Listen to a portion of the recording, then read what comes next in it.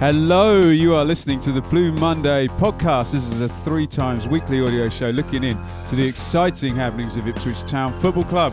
My name is Benjamin Bloom and I'll be here each and every Friday for the Blue Monday preview show with a very special guest to get their insider view on the next opponents for Ipswich Town, or should I say unbeaten Ipswich Town, as I'm going to cling on to for as long as possible. Ladies and gentlemen, please welcome to the show, representing Brentford and the Beesotted Pride of West London podcast, Mr. Dave Lane.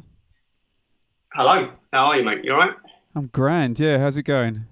Yeah, good. Considering we haven't won this season in the league, I'm feeling quite perky, I have to say.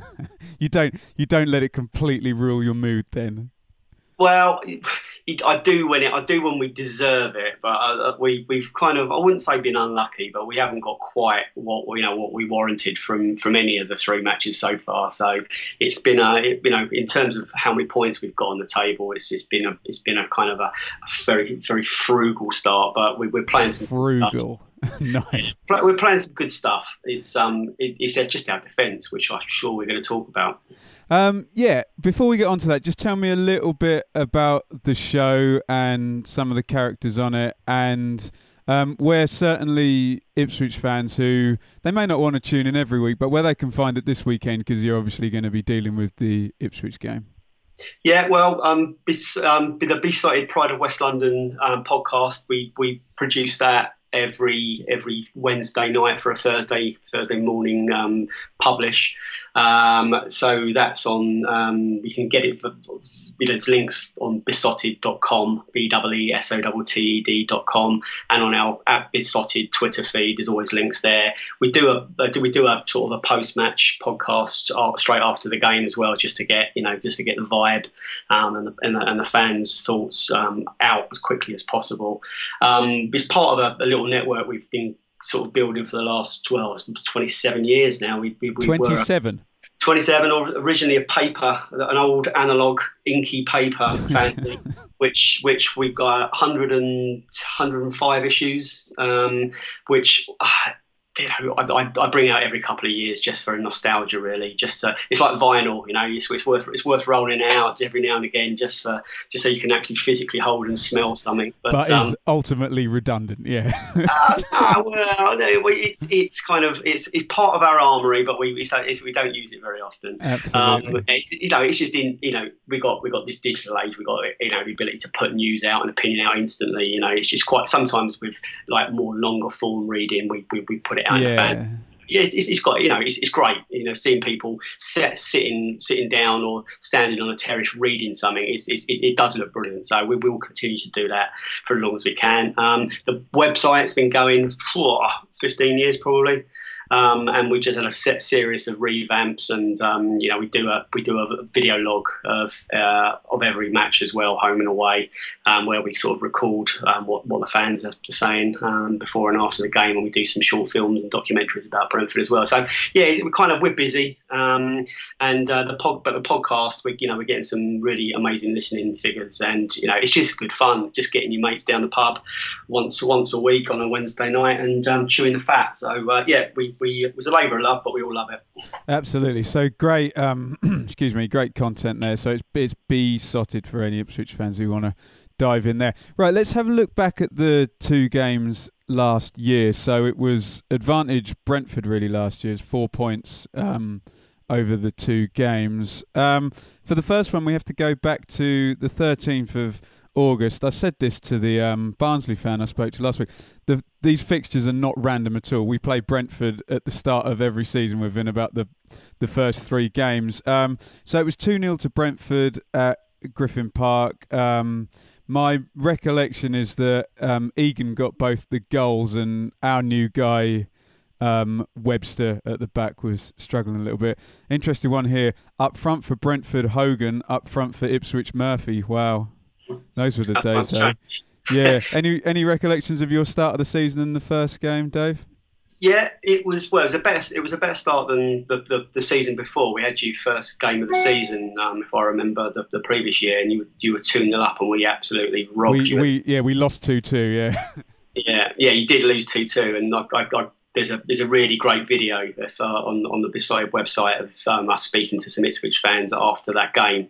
Most of them, well, a couple of them, actually one of them pushed the phone out of my hand actually, and there was a few handbags, but. Can I apologise on behalf of that's the kind of danger of trying to get an away fan's opinion after they've just been robbed. So, but the other people I spoke to were kind of like really gracious, and they kind of like they were more angry at their team and Big Mick rather than me for asking them a question. But yeah, so you got robbed that day, and then obviously the return game that season was the Alan Judge leg break incident, and he's still not back. No, he's not back. No, I don't think. Well, I don't think he's going to be playing in this calendar year still. My God. He's been back in training a few times. He's been training and he's been like running around and jogging. But I'm obviously got no intimate knowledge of the recovery about the bone. But I think they've kind of broken it, surgically broken it once or twice since then to get a better knit. Again, there are question marks whether he'll actually sort of regain the form he was in before. But we're giving him a new 2-year contract, so we've done the right thing by the player. Brentford got this brilliant record of looking after players like that, and it's to the club's credit. There's no guarantee he'll ever play again, really. So to give him like a 2-year contract was it's very, we call it manners, and I think that's absolutely.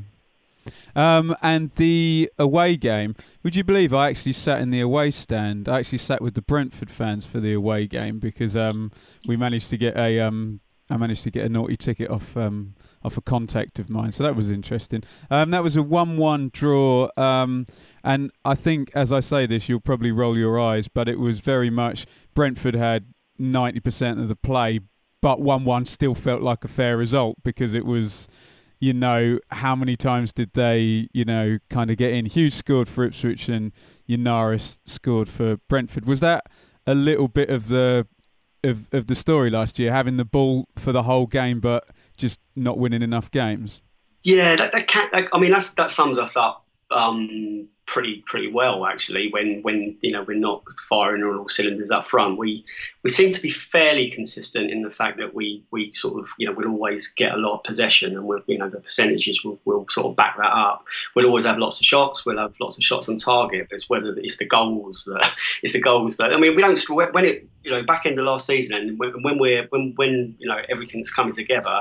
We're pretty potent, but it's so.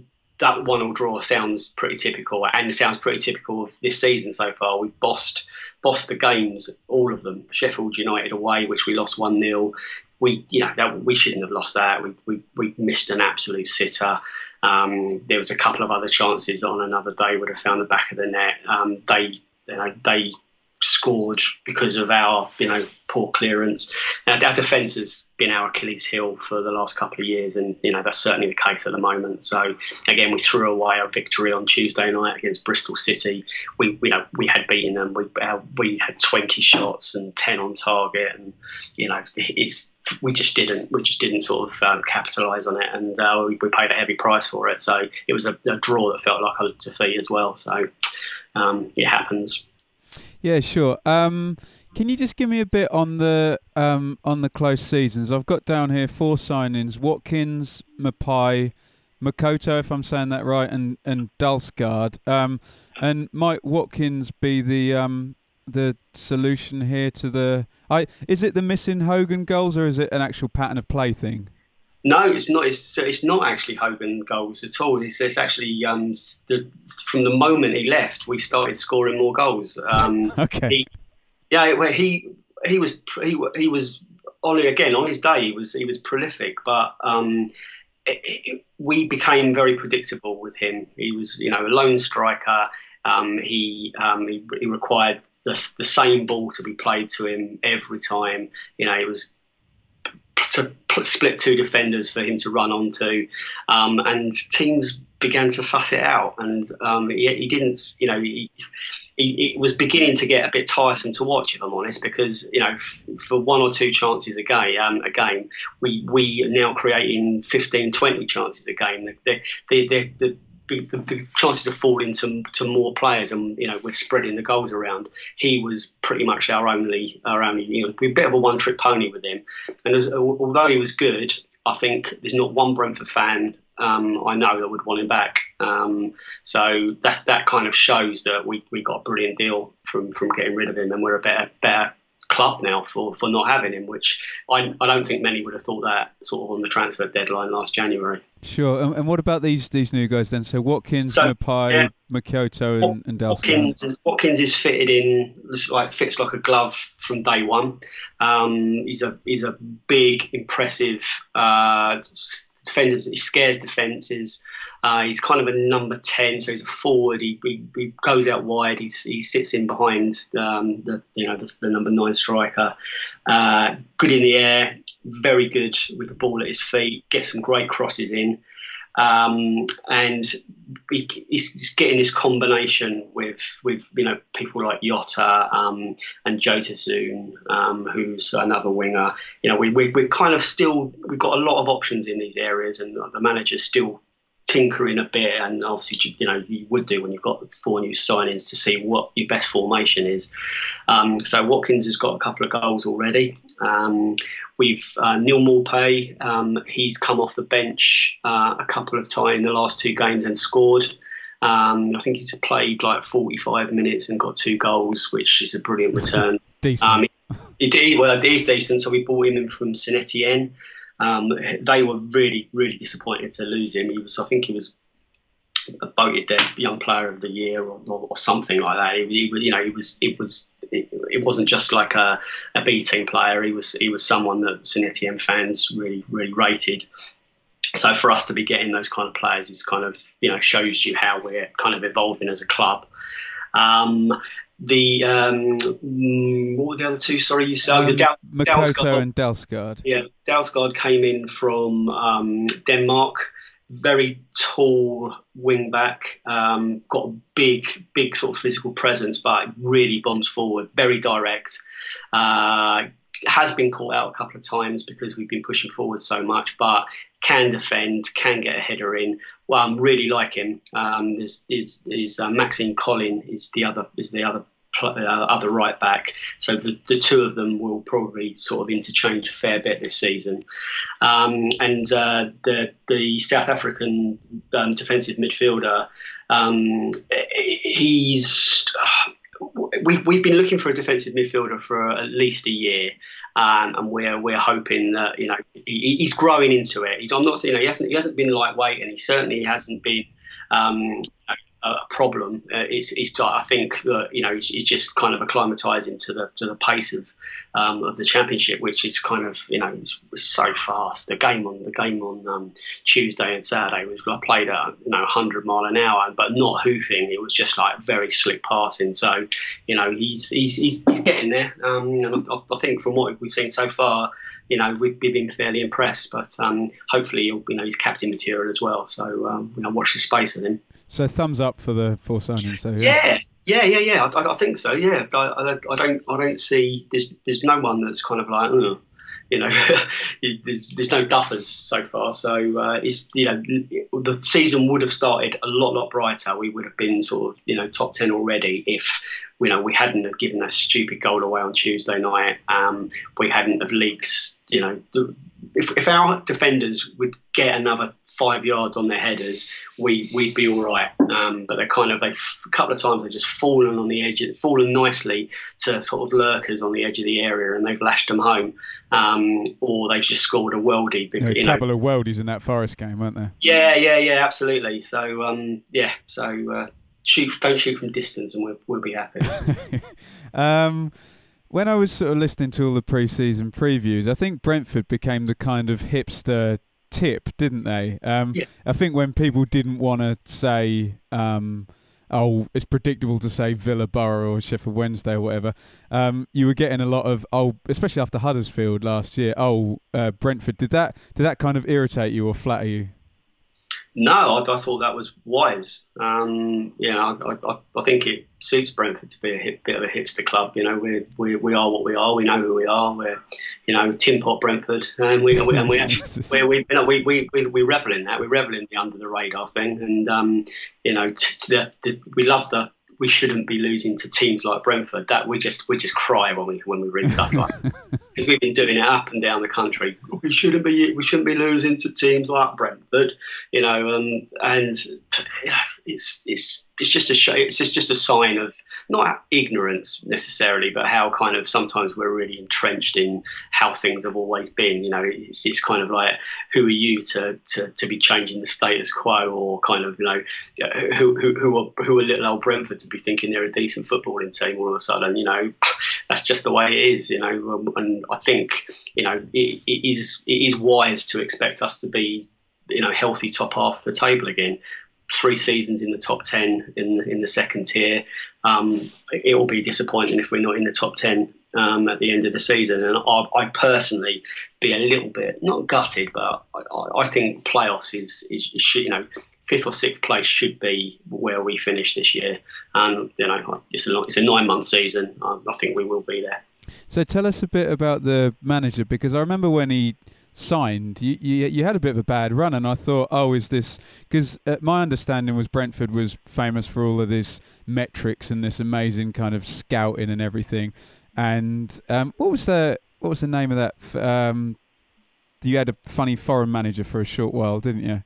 Oh, Marinus Dijkhuizen. Yeah, Dijkhuizen. And you thought, is this all? And then Smith came in. Am I remembering this correctly? Had a bit of a bad run, but then it's all kind of gone back well again. What's your take on Smith? So Dijkhuizen was a mistake. The club are quite readily honest enough to accept that they chose the wrong manager there. But you could kind of understand why, because he fitted into this profile of us finding technically excellent players that are performing slightly out of the public eye in a second or third tier, but you put them at a high level, and all their stats are already proving what a good player they already are. So that's happened quite consistently. Not getting it right every time. There's 3 or 4 players I could reel off that have been brought in, expecting to just you can't get it right. And again, that's part of the gamble with our business model. Is you bring players in that don't necessarily cost a lot, and you only need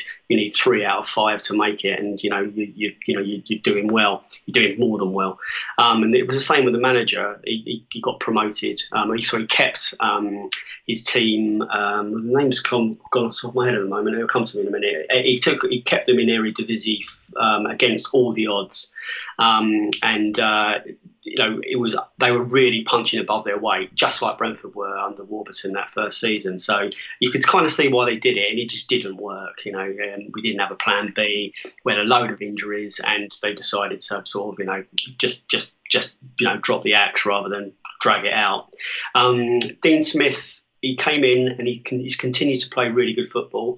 Dean Smith seems to go. His results seem to go in runs, actually. So he'll either have quite a poor run, then all of a sudden he'll win 6 or 7 on the trot, and then he'll have a stutter and then go again. That's the sequence of results so far at Brentford. You haven't just described Pardew, have you? Yeah, no, it's similar, but playing better football, I'd say. Not a complete twat either. No, he's a lovely bloke, actually. He's got really good sense of humour. No one's got a bad word to say about him, to be honest with you. He's got a great taste in music. He fits in with Brentford. It's a very, very natural fit. The club tend to try and do their due diligence with people's personalities as well, and it's like you speak to the directors of football, you speak to pretty much everyone there, and they're just normal people. It's nice. They're not necessarily like arrogant football sorts. They all know what they're doing, but we're all coming at it from a different angle, and a bit as you said, it's a little bit artisan, it's a little bit hipster, it's a little bit different, but it's cutting edge. There's nothing sort of wishy-washy about it. We really are pushing boundaries. So having watched Brentford last year, my absolute favourite Brentford player was Woods, and I would always say, "Oh, who is that ginger guy?" And there was a time when Ipswich were higher than Brentford, kind of in the football hierarchy, and it would have been like, "Oh, can we get that guy?" But that's kind of switched around a bit now. The other one was. Are you gonna put some violin music alongside that? God, don't. Hey, maybe this year, maybe we'll push back up a bit this year. The other one was obviously Jota, who, despite your iffy start, is already found his way to the top of the assist charts, and his last year's numbers are ludicrous. 19 starts, 12 goals, and 5 assists. Can you tell us about Woods first of all? Because it seemed the tactic at Portman Road was push the ahead midfielders on, and it was all designed to create space for Woods in the kind of, I hate the term, but in the quarterback position to make the play. And what do you see Yotta's next 18 months looking like? Well, first and foremost, let's speak about Woods. He won't be playing on Saturday. He put a club statement out on Tuesday before the game, and him and his wife had a baby last week, which died. Oh Christ! So, I wasn't aware of that. I do apologise. That's absolutely, absolutely tragic news, and so again, it's a real sort of hit to the Brentford family, and obviously, we send our love to him and his family at this time. So he won't be part of the team, I wouldn't have thought, for several weeks now. But you're right, he's an exceptional player, and he's got this kind. He looks like a meerkat, for my analogy of him. He gets the ball, he's always got his head up. He's kind of looking left and looking right, and he's always looking to play someone through. The ball's always under control. It's kind of a very, very natural kind of style he's got. We had Adam Forshaw in a similar role before he went to Wigan first, and then he went to Middlesbrough. And they're very kind of similar players. They're kind of very, very technically gifted, and they don't lose the ball very often. So we'll miss Woodsy, but he'll be back.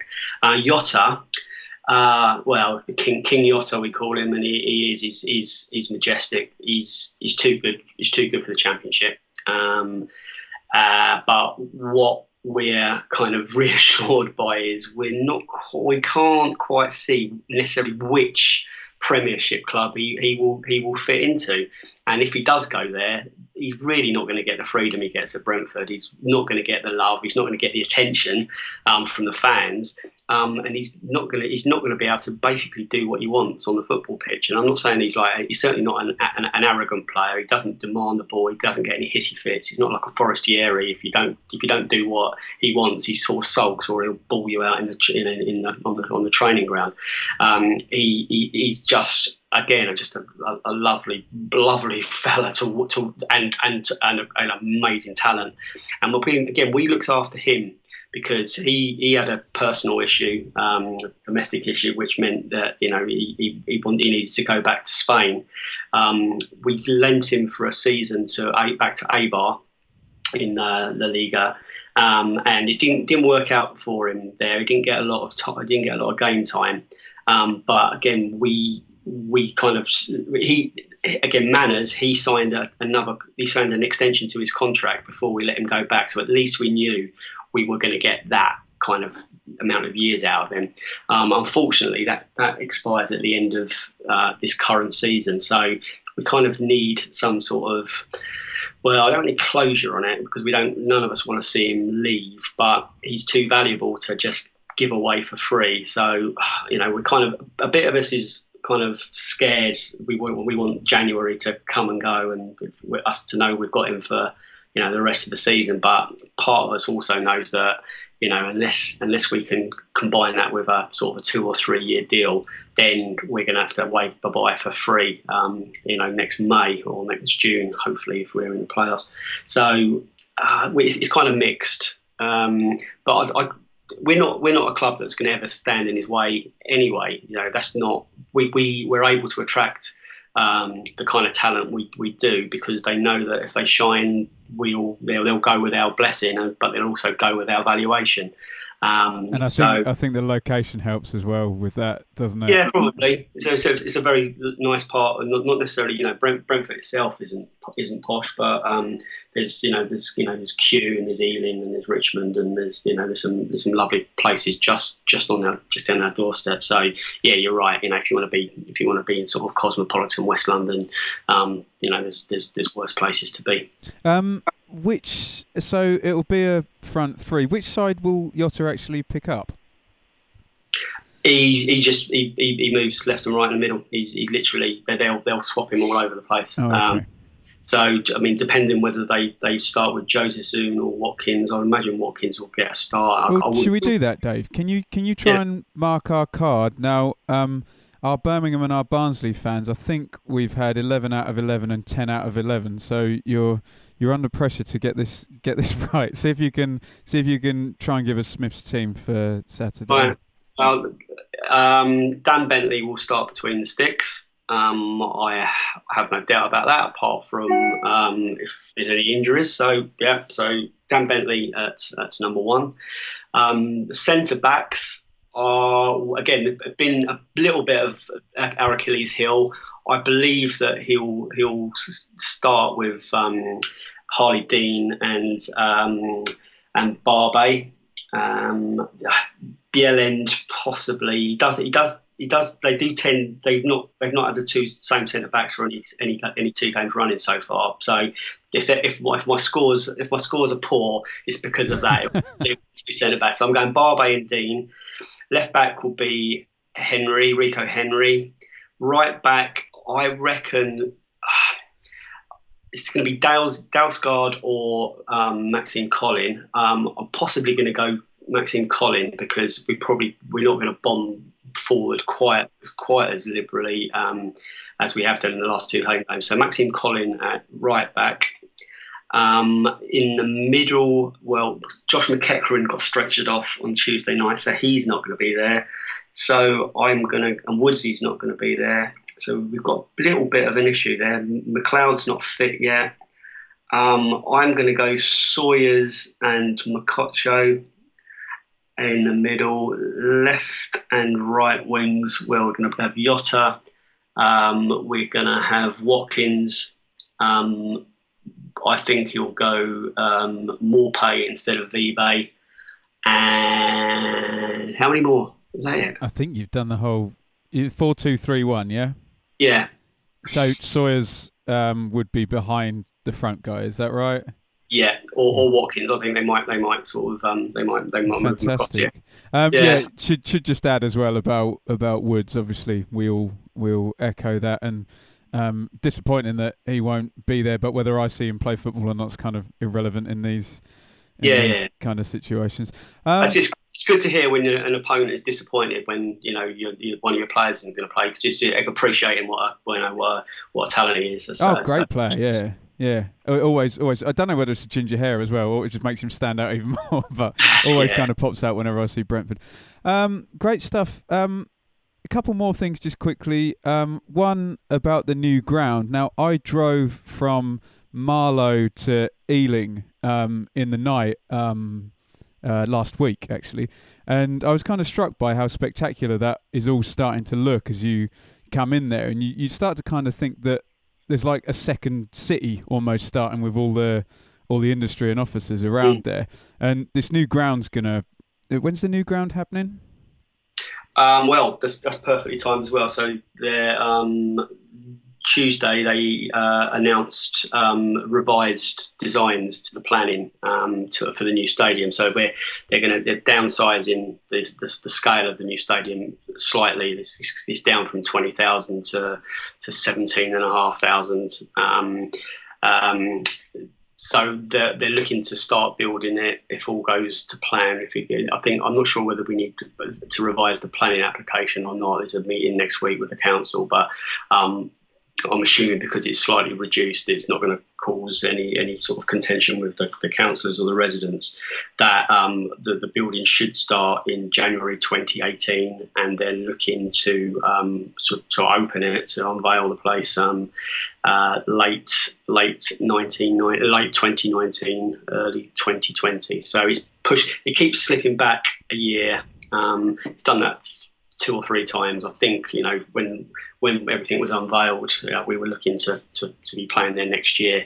But I think we're going to need dispensation from the Football League for another year to allow us to have terracing at Griffin Park. So from the fans' point of view, it's great. We don't actually, we're not really looking forward to leaving our proud old stadium, but we know that really, if we've got ambitions of playing it at a high level at any stage, that Griffin Park's not fit for that purpose. It's fit for lots of other purposes, but obviously not. It's not a 21st century stadium. It's a lovely old Victorian one.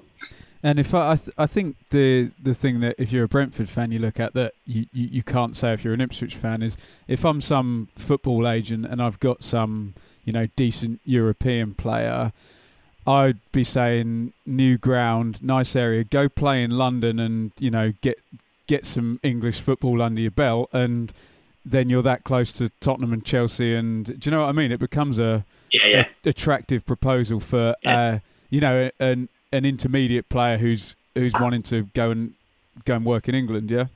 Absolutely.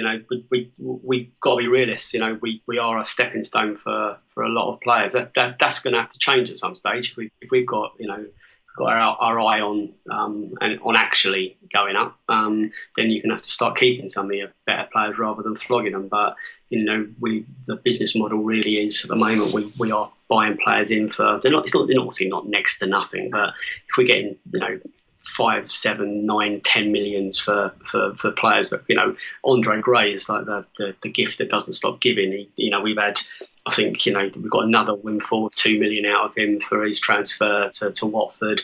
I think we got another windfall when Burnley stayed up this season. We got 9 million quid up front for him. I'd probably get, every time he changes his pants, we get another 2 grand. So, it's so we're getting really business savvy with what we sell. We're not getting ripped off in the transfer market like we used to. So that is part of our model as well, as it is for any club. Really, it's about selling players for a lot more than you buy them for. And unless you're at the very unless you're Man City or even Barcelona lose their best players, for hell's sake. So it's just the nature of the game. Very good. Right, we're nearly there. Couple of players who've played for both, and these two are seen drastically differently. Do you want to do Hariderson or Douglas first?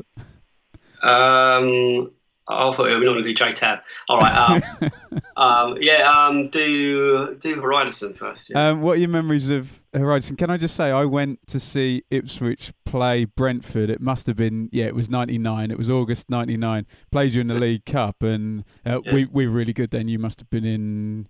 I'm recalling like Lloyd Owusu, and Hariderson was just getting the ball and just like marauding up the pitch, and then of course we signed him the next summer. Often happens that you play against a player in a cup game or something. We did it with John Walters, and I think it happened to Richard Wright. He played a blinder against Arsenal for us and then got signed. But just tell us a bit of how Hariderson was at Brentford. Yeah, of course. So Herman was he was too good for Brentford at the time. Ron Nodes brought him in from Crystal Palace just after he defected from Palace himself. He obviously knew Herman personally, and it was kind of a time where Ron Nodes was spending, or we thought Ron Nodes was spending. We were actually spending the money. We picked up the Barclaycard bill at the end of it when he swung. But Herman was great. He was playing for Iceland. He was an international player playing in the bottom tier of English football with Brentford. And a lot of us as fans, we went over to Paris to see Iceland play Paris in the Stade de France. We got quite friendly with him. I went round to Herman's house one day to interview him for the fanzine, and he had stuffed puffins all the way around his house. Because they hunt puffins, they eat puffins in Iceland, and he had all these kind of puffing trophies. So we used to actually call him the puffing muncher when. So, but yeah, I mean, we did well out of him. We sold him to Wimbledon, I think it was, for like almost 3 million. So we made some money on him. But he was just a great fella as well. He was like, he was confident. He had a swagger, and he was a very good footballer, as you well know. He went to Portman Road, and I'm sure he's remembered well there as well. Yeah. Someone who isn't remembered so well is Jonathan Douglas, and a lot of Ipswich fans won't kind of understand this, but Brentford fans like Douglas, but he was pretty terrible for us. What do you think? What do you think went wrong there? I don't know. I think it was just this stage of his career. It's probably just kind of not the wrong move for him personally. It's probably a very good move for him financially, and in terms of sort of like prestige of the club. We do remember him fondly. We struggled to replace him for the first year. He played very well. His reading the game while he was with us was excellent. He certainly wasn't quick, but he seemed to be in the right place at the right time. He had the right amount of fight in him. You wouldn't mess with him. He didn't look like the kind of player you want to get on the wrong side of. And he was, but he certainly wasn't a bully either. So he was part of that team that got us promoted out of the third tier into the second. So yeah, obviously there's very fond memories of him and that time. It was probably the right time for him to leave Brentford, because we need younger legs there. That's just a fact. So yeah, I think it was. Obviously, it just didn't work out for him up at your place, which it's a shame for you, but that's the way it goes sometimes. Not all the signings always work out. You sold at the right time. Okay, just a couple of real quick now. Can you give me? Do you want to give me a score prediction for Saturday, or do you avoid such matters? No, that's fine by me. Yeah, go ahead. So we were chatting about this in our podcast on last night. There's 5 of us at the table. I went for a 1-1 draw. The others all went for Brentford wins of varying flavours. Some as high as 3-0, and some were like narrow 2-1s. I can't see us not conceding, but I can. It's about time our luck changed. So yeah, I'll be happy with a point Saturday, 1-1. Very good. And just quickly, your favourite Bees player since you've been a fan? My favourite Brentford player since I've been a fan was a gentleman called Terry Hurlock. Classic. Yeah, he was sort of at his peak when I was a wee kid, during the first couple of years of me being a Brentford fan. And he was just a again, you wouldn't want to be playing against him. He was a curly haired, big earringed gypsy, and he was one. That's not he was. And we bailed him out of prison to sign for us. He was part of a brilliant midfield combination with Stan Bowles and Chris Kamara. And that again, that was a team that should have got promoted, but didn't. So yeah, he's entrenched in Brentford folklore. He went on we sold him to Reading, but then he went to Millwall, where he's legendary too. But he made his name at Brentford, and he'll always be remembered. All right, Dave, that's brilliant stuff. So fantastic insight. We've got a 1-1 draw. We got what we think is going to be the team, although I think the Brentford squad's a bit more fluid than the Ipswich squad, and not necessarily as many nailed on kind of definite starters. If you've listened this far, you'll probably know that this podcast is 3 times weekly now. So this preview show comes out every Friday. We'll be back on Monday with the flagship show reviewing the Brentford game. And this week in ITFC history with Dave and Statman will be on Wednesday. Dave, where can people get you on Twitter or Beesotted on Twitter? So yeah, on Twitter we're at Beesotted, BEESOTTED. Website is beesotted.com. All our YouTube videos are Beesotted 1992. But if you go to the website and click, on the top level menu, it says videos, click on that, and it's all our hundreds and hundreds of videos we've done, and just search Ipswich, and you'll see the previous editions that we've made. Be a lot of Ipswich fan input there as well, both for the home games and the away games. And the podcast, there's links all over the place. So again, head to beesotted.com and click on our podcasts. On the right hand side, there's all the latest editions. So just click there and listen away. Great stuff. Well, good luck for the game. Good luck for the season. Can we chat to you again in April? Absolutely, mate. Yeah. Enjoy the game Saturday, and see you back at our place. Sweet. Thank you very much, Dave. Cheers.